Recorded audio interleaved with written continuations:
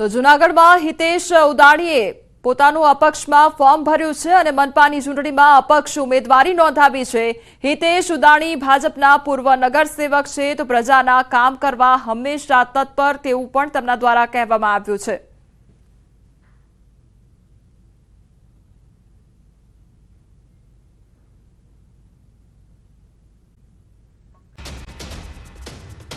તો આ તરફ ખેડા નગરપાલિકાની ચૂંટણી માટે ભાજપના ઉમેદવાર જાહેર કરવામાં આવ્યા છે। પાલિકાના 7 વોર્ડની 28 બેઠકો પર ઉમેદવાર જાહેર કરવામાં આવ્યા છે। ખેડામાં ભાજપની નો રિપીટ થિયરી અપનાવવામાં આવી છે। 3 ટર્મ લડી ચૂકેલા ઉમેદવાર રિપીટ ન કરવામાં આવ્યા, તો પૂર્વ કાઉન્સિલરો અને નેતાઓની ટિકિટ આ વખતે કપાઈ છે।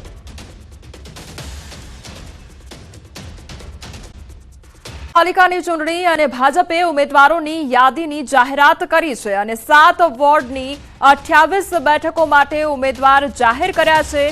નિઝરની પેટા ચૂંટણી માટે ઉમેદવાર જાહેર કરવામાં આવ્યો છે। તો સ્થાનિક સ્વરાજની ચૂંટણીને લઈને તમામ તૈયારીઓ હાથ ધરવામાં આવી છે અને પડઘમ વાગી રહ્યા છે, ત્યારે એક બાદ એક હવે ઉમેદવારોની નામની જાહેરાત પણ કરવામાં આવી રહી છે। ત્યારે નિઝરની પેટા ચૂંટણી માટે ઉમેદવાર પણ જાહેર કરવામાં આવ્યા છે। રાજકોટ શહેરમાં નકલી પોલીસ બની છેતરપિંડી કરનારને પોલીસે ઝડપી પાડ્યા છે। ગત 25 જાન્યુઆરીના રોજ ચોટીલાના લાખણકા ગામે નકલી પોલીસ બની ઠગાઈ કરવામાં આવી હતી। રેડ લાઇટ એરિયામાં મહિલા સાથે વાત કરનારા યુવકને ફરિયાદની ધમકી આપી 23,000 પડાવ્યા હતા। યુવકે પોલીસ ફરિયાદ નોંધાવતા થોરાળા પોલીસે એક સગીર સહિત 2 આરોપીને ઝડપી પાડ્યા છે। સાથે જ આરોપી પાસેથી ગુનામાં વપરાયેલ વાહન અને 23,000 રોકડ કબજે કર્યા છે। આરોપી સામે અગાઉ પણ 7 જેટલા ગુના નોંધવામાં આવ્યા છે।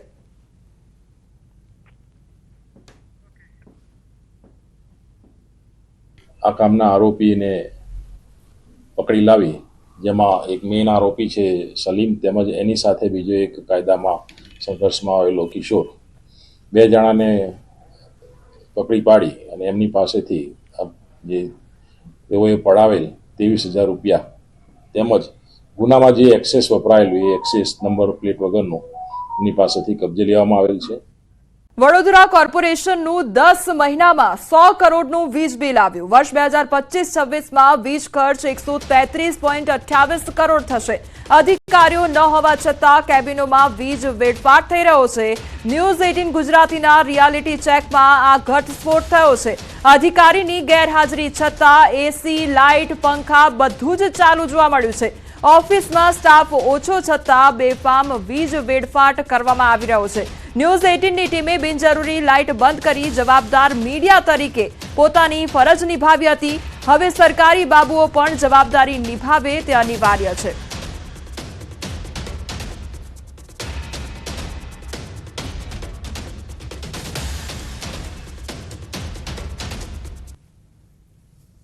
પ્રજાના પૈસે તાકડદીના કરવામાં આવી રહ્યા છે। આવું એટલા માટે કહી રહ્યો છું કે માત્ર 10 જ મહિનાની અંદર વડોદરા મહાનગરપાલિકામાં 100 કરોડ જેટલું જે વીજ બિલ જે છે તે આવ્યું છે। વર્ષ 2025-26ની વાત કરીએ તો આ ખર્ચ વધીને 133.28 કરોડ જે છે તે થઈ જવાનો છે। આ દ્રશ્યો તમે જોઈ રહ્યા છો તે આરોગ્ય શાખાના દ્રશ્યો છે। ડૉક્ટર દેવેશ પટેલ એમનો આ વિભાગ છે અને અહીંયા જોઈ શકાય છે કે નહિવત કર્મચારીઓ છે છતાં લાઇટો અને પંખા જે છે તે બેફામ ચાલી રહ્યા છે। કર્મચારીઓ કદાચ ફિલ્ડમાં હોઈ શકે, પરંતુ જ્યારે એમની જગ્યા ખાલી હોય ત્યારે એ જગ્યા પર લાઇટો બંધ કરવી જરૂરી છે, કારણ કે 10 મહિનાની અંદર 100 કરોડ જેટલું જે વીજ બિલ છે જે વડોદરા મહાનગરપાલિકાને આવ્યું છે। બીજી દ્રશ્યો જે છે તમને બતાવીશું કે આ આરોગ્ય અમલદાર છે, આમ મોટી સુફિયાની વાતો કરતા હોય છે, પરંતુ લોકોને સલાહ આપનાર જે ડૉક્ટર છે તે પોતે સલાહનું પાલન કરવાનું ચૂકી ગયા છે। એમની કેબિન જોઈ શકો છો, ખાલી કેબિન છે। એસી જે છે તે ધમધુકાર ચાલી રહ્યું છે। તમામ લાઇટો જે છે અહીંયા ચાલુ જોવા મળી રહી છે। એટલે ટૂંકમાં કહીએ તો કોર્પોરેશનના જે સરકારી બાબુઓ છે તે પ્રજાના પૈસે જલસા કરતા હોય તે આ પ્રકારની પરિસ્થિતિ જે છે તે જોવા મળી રહી છે। માત્ર એક વિભાગની વાત નથી, પરંતુ કોર્પોરેશનના જુદા જુદા વિભાગો જે છે ત્યાં આ જ રીતે જે વીજળી છે તેનો વેડફાટ જે છે તે કરવામાં આવી રહ્યો છે। અને જોઈ શકાય છે કે ગેરહાજર હોવા છતાં પણ આ જે લાઇટો અને એસી જે છે તે ચાલુ છે। આ અધિકારી જે છે પોતાની જવાબદારી સમજતા નથી, પરંતુ આપણે પ્રયત્ન કરીએ કે એમનું અને કોર્પોરેશનનું જે બચત છે તે થાય। અને આ જે લાઇટો છે અમે અત્યારે બંધ કરી છે, એસીની સ્વિચ ક્યાં છે ખબર નથી. બાકી એસી પણ જે છે અમે બંધ કરી દીધી હોત, પરંતુ આ લાઇટો બંધ કરીને અમે ચોક્કસથી વડોદરા મહાનગરપાલિકાના થોડાક પૈસા બચાવવામાં સહભાગી થઈશું. ત્યારે આવા જે અધિકારીઓ છે, બાબુઓ છે, તેમને જે વીજ બિલ આવ્યું છે 10 મહિનામાં 100 કરોડ જેટલું, એનો આંકડો જોઈને સુધરી જવાની જરૂર છે.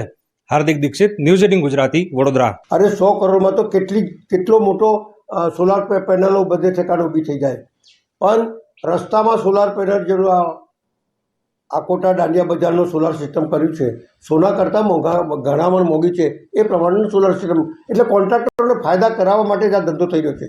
અને જે લોકો આ રીતે વગર ઓફિસમાં વીજળીને પંખા ચાલતા હોય એના ઉપર કાયદા પગલાં લેવા જોઈએ, એમના પર એક્શન લેવી જોઈએ.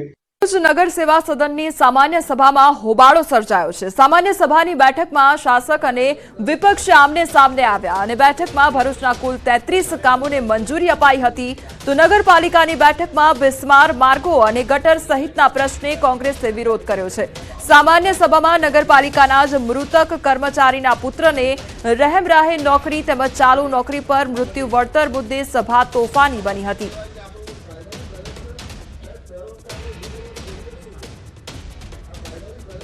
વોટર વિભાગના અંદર કામ કરતા કર્મચારી શંભુભાઈ વસાવા માટે પણ અમારા નગરપાલિકાના સાથી કોર્પોરેટર તેમજ અમારા તમામ કોર્પોરેટરે આ મુદ્દે એને સહાય આપવા અને એના પરિવારમાંથી નોકરી આપવા માટેની જે ચર્ચા કરી હતી, એ ચર્ચા દરમિયાન શાસક પક્ષ હર હંમેશ કહી શકાય કે ચર્ચા પૂરેપૂરી નથી કરતું અને ચર્ચા દરમિયાન જ રાષ્ટ્રગીતમાં ઊભા થઈ જઈને રાષ્ટ્રગીતની આડના અંદર પોતે સભા સમાપ્તિની જે કરે છે તે ખૂબ જ નિંદનીય છે. ભરૂચ નગરપાલિકામાં સામાન્ય સભા યોજાઈ હતી.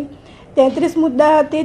તમામ મુદ્દાને બહાલી આપવામાં આવી છે અને જે વિકાસના કામોને પૂરા કરવાની જે અમે બાહેધરી આપી છે એ કામોને અમે વહેલી તકે પૂર્ણ કરીશું અને પ્રજાને સુખાકારી થાય એ માટે અમે ભરૂચ નગરપાલિકા વતી તમામ પ્રયત્ન કરીશું.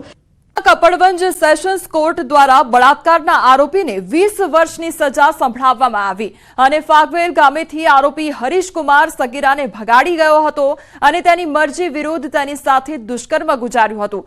સમગ્ર મામલે કઠલાલ પોલીસ મથકે વર્ષ 2023માં ગુનો નોંધાયો હતો. સમગ્ર મામલે સરકારી વકીલ મિનેશ પટેલની રજૂઆતો, 15થી વધુ દસ્તાવેજી પુરાવા અને 10 જેટલા મૌખિક પુરાવાઓને આધારે કોર્ટે આરોપીને 20 વર્ષની સજા ફટકારી છે. સગીર વયની દીકરીને આરોપી હરીશકુમાર રૂખી નાઓ લલચાવી, ફોસલાવી, પટાવી, ભગાડીને લઈ ગયેલા અને તેની સાથે તેની મરજી વિરુદ્ધ બળાત્કાર કરવામાં આવેલો.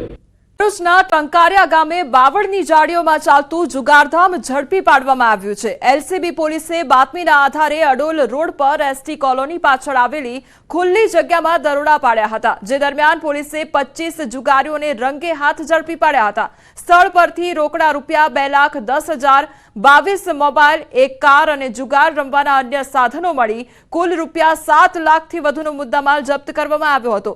આ ઉપરાંત પોલીસે મોહસીન, ઇનાયત, લાલન સહિત 10 આરોપીઓને વોન્ટેડ જાહેર કર્યા છે. તો ભરૂચનો આ સમગ્ર મામલો સામે આવ્યો છે, જ્યાં જુગારધામ ઝડપી પાડવામાં આવ્યું છે.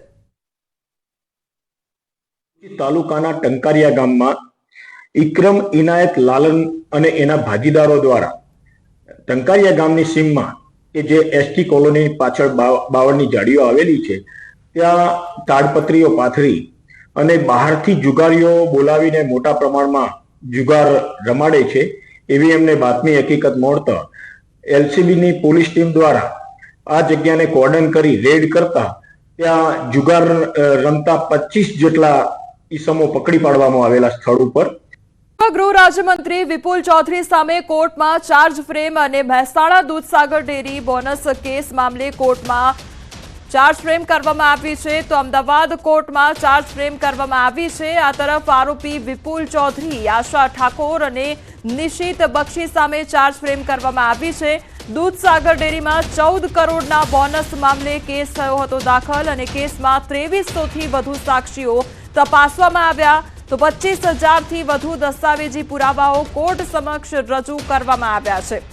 અમદાવાદનો આ સમગ્ર મામલો સામે આવ્યો છે, જ્યાં 25,000થી વધુ દસ્તાવેજી પુરાવાઓ રજૂ કરવામાં આવ્યા છે. અમારી સાથે સંવાદદાતા મૌલિક જોડાઈ ગયા છે. મૌલિક, પૂર્વ ગૃહ રાજ્યમંત્રી વિપુલ ચૌધરી કે જેમની સામે હવે ચાર્જ ફ્રેમ કરવામાં આવી છે, શું અપડેટ તેને લઈને?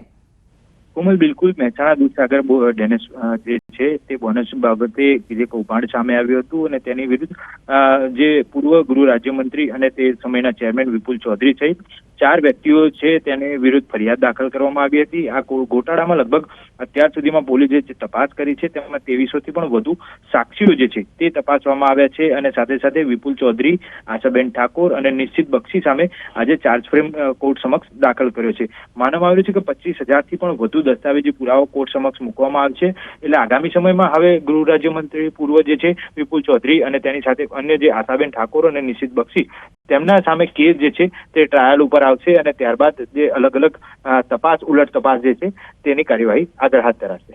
જે મૌલિક, સમગ્ર માહિતી બદલ આપનો આભાર.